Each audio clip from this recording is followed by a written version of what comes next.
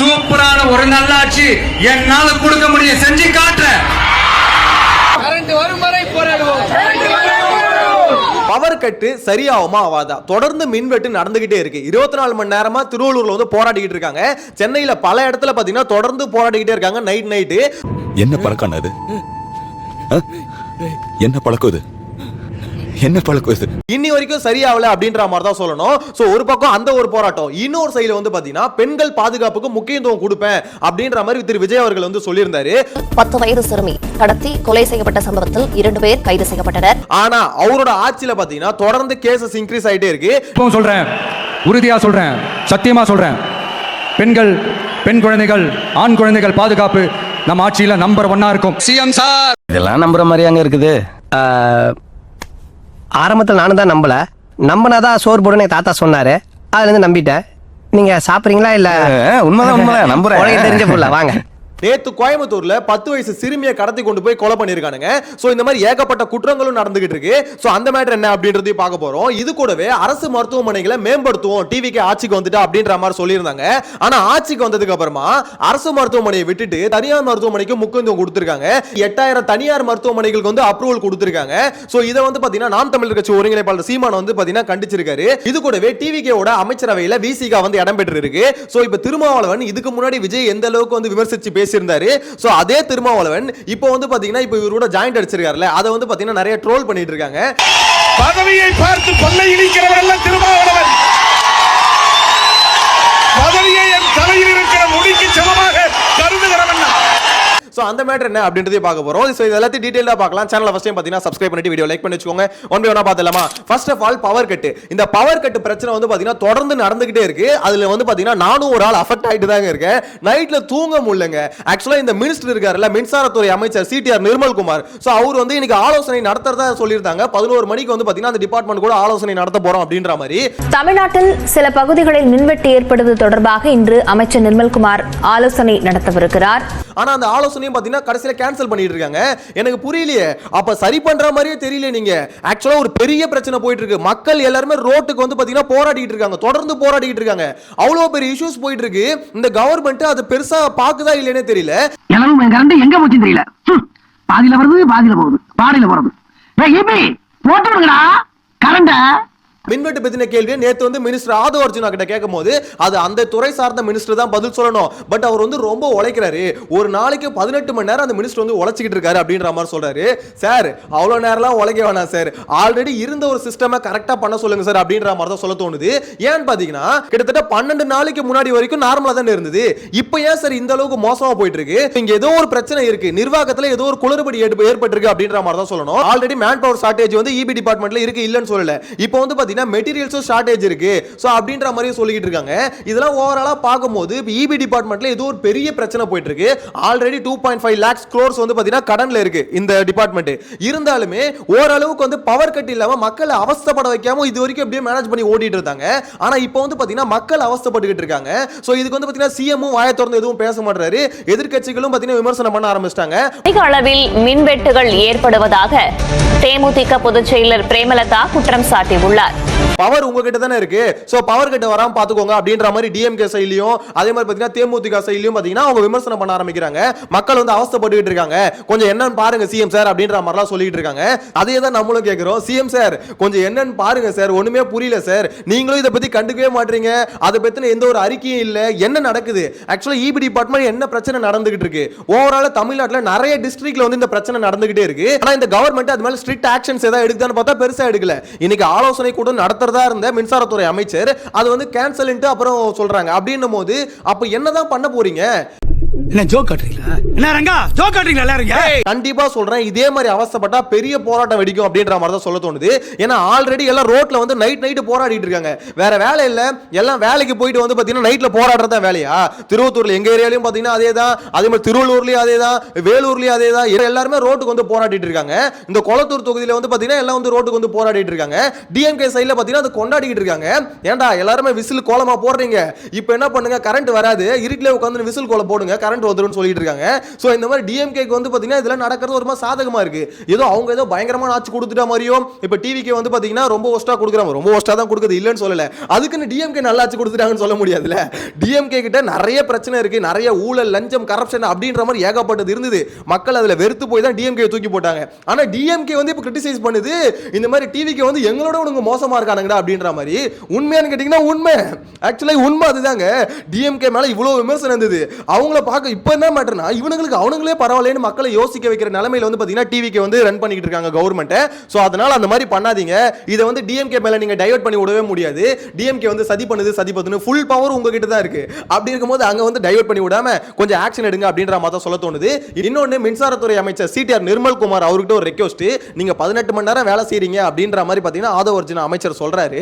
நல்ல விஷயம். அந்த டிபார்ட்மெண்ட்ல இருக்க ஊழலாம் நீங்க வந்து பாத்தீங்கன்னா குறைக்க போறீங்க, அதுல இருக்க நிறைய பிரச்சனை குளறுபடிகள்லாம் வந்து பாத்தீங்கன்னா சரி பண்ண போறீங்க அப்படின்ற மாதிரி அதுக்காக வேலை செய்றீங்க அப்படின்ற மாதிரி ஆதவ அர்ஜுனா சொல்றாரு. சூப்பரான விஷயம், வரவேற்கிறோம். ஆனா எங்களுக்கு வந்து பவர் கட் இல்லாம கொஞ்சம் பாத்துக்கோங்க சார், தயவு செஞ்சு சொல்றேன். மக்கள் எல்லாம் ரொம்ப அவஸ்தைப்பட்டுக்கிட்டு இருக்காங்க. சோ சோஷியல் மீடியால போய் பாருங்க, ட்விட்டர்ல எல்லாம் பாத்தீங்கன்னா பயங்கரமான ட்ரோல் இந்த அரசாங்கத்துக்கு எதிரா. நீங்க என்னதான் உங்களோட மாஃபியா வச்சு பாத்தீங்கன்னா பாசிட்டிவா ஸ்ப்ரெட் பண்ணிட்டு இருந்தாலுமே ரியாலிட்டி எல்லாருக்கும் அடிக்கும். இதே மாதிரி கரண்ட் இல்லனா கூட பரவாயில்ல, நாங்க இருட்டிலேயே வாழ்ந்துக்கிறோம், நீ நல்லாச்சு கொடுத்தா போதுன்னு அப்படின்ற மாதிரி சப்போர்ட் பண்ணுவாங்களே, அவங்கள இபி மீட்டர் முன்னாடி போயிட்டு உள்ள வந்தா பவர் அடி, அண்ணன் யாரு தளபதி அப்படின்ற மாதிரி பாட்டு பாடிட்டு சுத்துங்க. மத்தபடி பாத்தீங்கன்னா ஒண்ணும் உருப்படாது. சோ ஒரு விஷயம் தப்புனா தயவு செஞ்சு தப்புன்னு சொல்லுங்க. இங்க பவர் கட் வர்றது மக்களுக்கு அஃபெக்ட் ஆயிருக்கு. சோ அது வந்து அஃபெக்ட் ஆன விஷயத்தை அஃபெக்ட் ஆயிருக்குன்னு சொல்லுங்க. அதை விட்டுட்டு இல்ல இல்ல எங்க அண்ணன் வந்து பாத்தீங்கன்னா கரெக்டா தான் பண்றாரு, இதுல வேற யாரோ சதி பண்றாங்க அப்படிலாம் பேசாதீங்க. ஆல்ரெடி எப்படியோ உருட்டி பெரட்டி ஓட்டிட்டு இருந்தாங்க, அந்த மாதிரி உருட்டி பெரட்டி இப்ப ஓட்ட முடியல, ஒரு மாதிரி ஸ்தம்பிச்சு போய் நிக்கிறாங்க அப்படின்ற மாதிரி தான் சொல்லணும். நெக்ஸ்ட் பெண்கள் பாதுகாப்பு. பெண்கள் பாதுகாப்புல நான் ரொம்ப முக்கியத்துவம் கொடுப்பேன் அப்படின்ற மாதிரி பிரச்சாரத்தப்ப முதலமைச்சர் விஜய் அவர் வந்து பேசியிருந்தாரு, நிறைய இடத்துல பேசியிருந்தாரு. சோ அதை பார்த்துட்டு நிறைய பேர் வந்து பாத்தீங்கன்னா ஃபயர் விட்டுட்டு இருந்தாங்க. எனக்குமே அதான் தோணுச்சு, ஓகே இவர் வந்து இந்த மாதிரி விஷயத்துல நல்லா ஃபோக்கஸ் பண்ணுவார் அப்படின்ற மாதிரி. சிங்கப்பெண் அதிரடி படை அப்படின்ற மாதிரி லான்ச் பண்ணியிருந்தாரு. ஆனா என்ன மேட்டர்னு பாத்தீங்கன்னா கோயம்புத்தூர்ல நேத்து 10 வயசு சிறுமியை வந்து கடத்தி கொண்டு போய் கொலை பண்ணிருக்கானுங்க. சோ இப்போ அவங்க வந்து பிடிச்சிட்டாங்க. ஆனா 24 மணி நேரம் கழிச்சு தான் பிடிச்சாங்கன்னு வச்சுக்கோங்களேன். சோ இப்போ அவங்க வந்து பிடிச்சிட்டாங்க. சோ இப்போ அவங்களை பிடிச்சி அவங்களுக்கு தண்டனை கொடுப்பாங்க, இது எல்லாமே நடக்கும். இதை வந்து பாத்தீங்கன்னா டிவிகே சைடுல பாத்தீங்களா இமிடியேட்டா ஆக்ஷன் எடுத்துட்டாங்க அப்படின்ற மாதிரி. அங்க ஒரு கிராமமே உட்கார்ந்து போராடிட்டு இருக்காங்க, ஒட்டுமொத்த ஊரே வந்து நைட்டு ஃபுல்லா போராடிட்டு இருக்கு. அவ்வளவு பெரிய பிரச்சனை ஆகிட்டு இருக்காங்க. அதுக்கப்புறம் தான் அது இஷ்யூவாவே மாறி இருக்கு, பெரிய இஷ்யூவாவே மாறி இருக்கு. இமிடியேட்டா கம்ப்ளைண்ட் கொடுத்தோம், அவ்வளவு தீவிரமான ஆக்ஷன் எடுக்கல. ஃபர்ஸ்ட் ஆஃப் ஆல் அதை புரிஞ்சுக்கோங்க. 10 வயது சிறுமி கடத்தி கொலை செய்யப்பட்ட சம்பவத்தில் 2 பேர் கைது செய்யப்பட்டனர். இன்னொன்னு டிஎம்கே கவர்மெண்ட் என்ன நடக்கும், அதாவது இந்த மாதிரி ஒரு பிரச்சனை நடக்கும், எல்லாம் விமர்சிப்பாங்க, ஒரு இஷ்யூவா மாறும், போராடுவாங்க, அதுக்கப்புறம் அவங்களை அரெஸ்ட் பண்ணுவாங்க, அவங்களை வந்து ஜெயில போடுவாங்க. அதுதான் நடக்கும். அப்ப அது நடக்கும் போது விஜய் என்ன சொல்லியிருந்தாரு, பிரச்சாரத்தப்பே ஒரு இடத்துல சொல்லியிருந்தாரு, படிக்கிற ஒரு பொண்ணு டாய்லெட் வசதி சரியா இல்லாம ஒரு அவசரத்துக்கு காட்டு பக்கம் போய் ஒதுங்கினாங்களே, என்னாச்சு, இந்த உலகத்தை விட்டே போயிட்டாங்க, அதுக்கு என்ன பதில் சொல்ல போறீங்க? இந்த பிள்ளைங்களை உங்களால திருப்பி கொடுக்க முடியுமா சார்? ஸ்டாலின் அவர் வந்து பாத்தீங்கன்னா விஜய் வந்து விமர்சிச்சிருப்பாரு, உண்மையான கரெக்டான விஷயமா தான் பேசியிருப்பாரு. இப்போ அதே தான் இவரை பார்த்து கேள்வி கேட்க வேண்டியதா இருக்கு. சார் உங்களுக்கும் அதே தானே சார் பொருந்தும், பெண்கள் பாதுகாப்பு இங்க எங்க சார் உறுதி செய்யப்பட்டிருக்கு அப்படின்ற ஒரு கேள்வி இருக்குல்ல. பெண்கள், குழந்தைகள் மற்றும் முதியோர் நலனில் அவர்களின் பாதுகாப்பில் அக்கறை செலுத்துவதே நம் தமிழக வெற்றிக் கழகத்தின் அடிப்படை நிலைப்பாடுகளில் ஒன்று.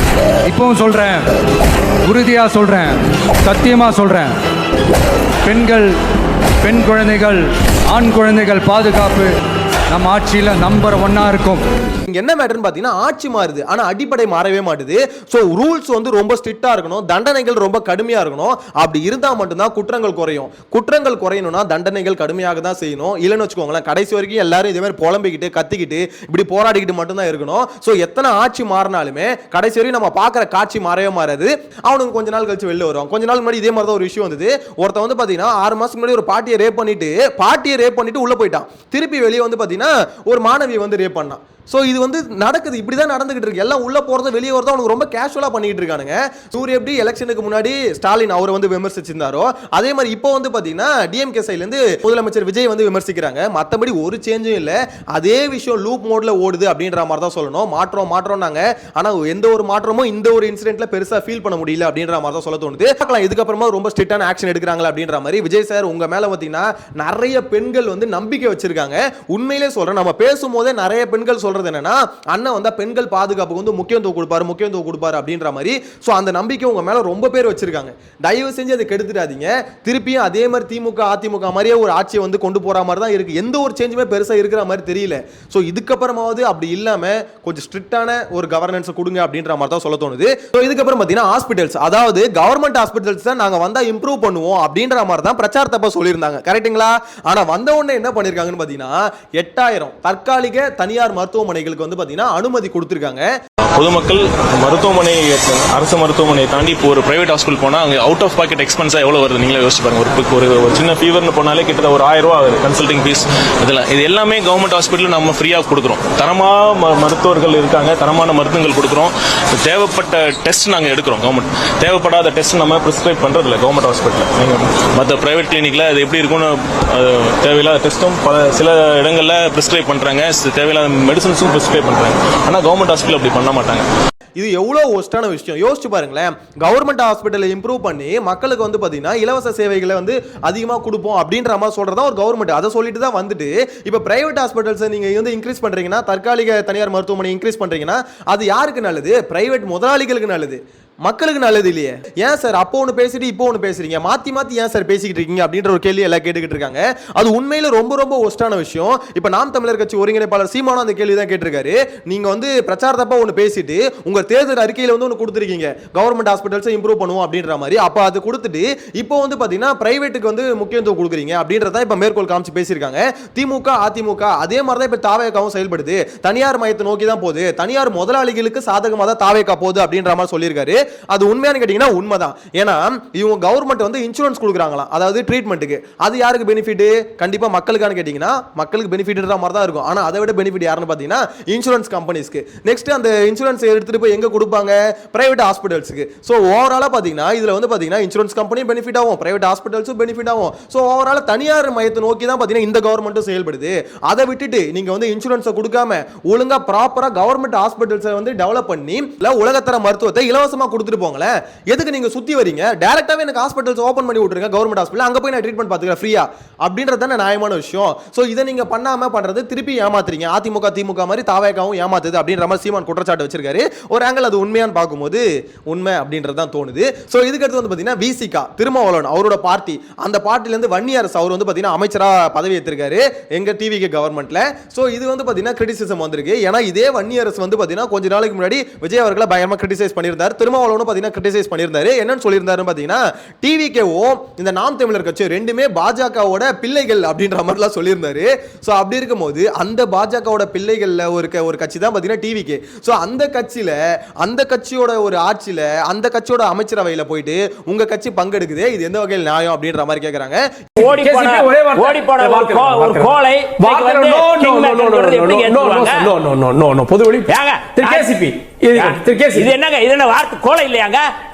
மக்களை பார்க்காம ஓடுற ஒரு கோலை இன்னொன்னு இனிஷியலா என்ன சொல்லியிருந்தாரு, வெளியில இருந்து ஆதரவுன்ற மாதிரி சொல்லியிருந்தாங்க. இவரு கம்யூனிஸ்ட் எல்லாமே சொல்லியிருந்தாங்க. கம்யூனிஸ்ட் இப்போ வரைக்கும் அவங்க ஸ்டாண்ட்ல அப்படின்னு நின்னுட்டாங்க. ஆனா ஐயுஎம்எலும் விசிகாவும் பாத்தீங்கன்னா ஒரு அமைச்சரை வந்து வாங்கிட்டாங்க. சோ இப்போ அமைச்சரவையில பங்கெடுத்துட்டாங்க அப்படின்னும் போது இது வந்து கிரிட்டிசிசம் வருது. ஏன்னா அவ்வளவு விமர்சிச்ச இப்ப திருமாவளவன் வந்து பாத்தீங்கன்னா இவ்வளவு க்ளோஸா மாறிட்டாரு, பக்காவான அரசியல்வாதி தான் திருமாவளவன் தாயா அப்படின்ற மாதிரி கிரிட்டிசைஸ் பண்ணிட்டு இருக்காங்க. ஓ நீ அப்படி வரியா? சோ இதை பத்தின உங்களோட கருத்தையும் மறக்காம கமெண்ட்ல மென்ஷன் பண்ணுங்க. ஒண்ணு மட்டும் கிளியரா தெரியுது, டிவிகே மேல ஒரு நம்பிக்கை இருக்கு. அந்த நம்பிக்கை வந்து கொஞ்சம் கொஞ்சமா குறைச்சிக்கிட்டே வராங்க. என்னன்னு பாத்தீங்கன்னா ஒரு யங்ஸ்டர்ஸ் வந்து நிறைய பேர் இருக்காங்க, ஏதோ ஒரு ஆர்வத்தோட இருக்காங்க. சோ இந்த கவர்மெண்ட் ஏதாவது ஒன்று பண்ணும் அப்படின்ற ஒரு நம்பிக்கை இருக்கு. ஆனா இருந்தாலும் அதை தாண்டி இப்ப ரீசெண்டான இதெல்லாம் பார்க்கும்போது நிறைய பாத்தீங்கன்னா சட்ட ஒழுங்கு பிரச்சனைகள் வந்துகிட்டே இருக்கு, நிறைய இன்சிடென்ட் நடந்துகிட்டே இருக்கு. சோ அது மட்டும் இல்லாம இந்த மின்வெட்டு அப்படின்றது வந்து பாத்தீங்கன்னா ஒரு பெரிய இஷ்யூவா மாறிட்டு இருக்கு. இதை வந்து 4 நாளா ஒரு கவர்மெண்டால சரி பண்ண முடியல அப்படின்றது தான் ரொம்ப ஒஸ்டான ஒரு விஷயமா இருக்கும். ஒரு நாள் 2 நாள் 4வது நாள் ஆகுதுங்க. இன்னைக்கு கரண்ட் கட்டா இருக்கா, கவலைப்படாதீங்க. உங்க வீட்டுக்கு விஜய் சார் மூலமாக ஒரு ஜெனரேட்டர் கொடுப்பாரு, இல்லனா ஒரு இன்வெர்ட்டர் கொடுப்பாரு. ஏன் கவலைப்படுறீங்க? இன்னும் 5 வருஷம் இருக்குங்க. அவர் கட்ட ஆனோட டக்குன்னு சிஎம் பேச ஞாபகம் வருது. சார் ப்ளீஸ் சார், நாளைக்கு நைட்டும் நீங்க கரண்ட் போயிட்டோன்னு உங்க மூஞ்சி ஞாபகத்துக்கு வராம கொஞ்சம் ப்ராப்பரா பாத்தீங்கன்னா கரண்ட் கட் பண்ணாம கொஞ்சம் பண்ணுங்க சார் அப்படின்ற மாதிரி தான் சொல்ல தோணுது. மக்கள் எல்லாம் கஷ்டப்படுறாங்க. இது கொஞ்சம் விளையாட்டா இருந்தாலும் நிறைய பேரோட பிசினஸ் வந்து அஃபெக்ட் ஆயிட்டு இருக்கு, பொருளாதார இழப்புகளும் நிறைய பேருக்கு ஏற்பட்டு இருக்கு இந்த பவர் கட்னால. சோ ஏதாவது கொஞ்சம் பார்த்து பண்ணுங்க சார் அப்படின்ற மாதிரி தான் சொல்ல தோணுது. உங்களோட கருத்துக்கள் எல்லாத்தையும் கமெண்ட்ல மென்ஷன் பண்ணுங்க. நெக்ஸ்ட் வீடியோல மீட் பண்ணலாம். Tata bye by.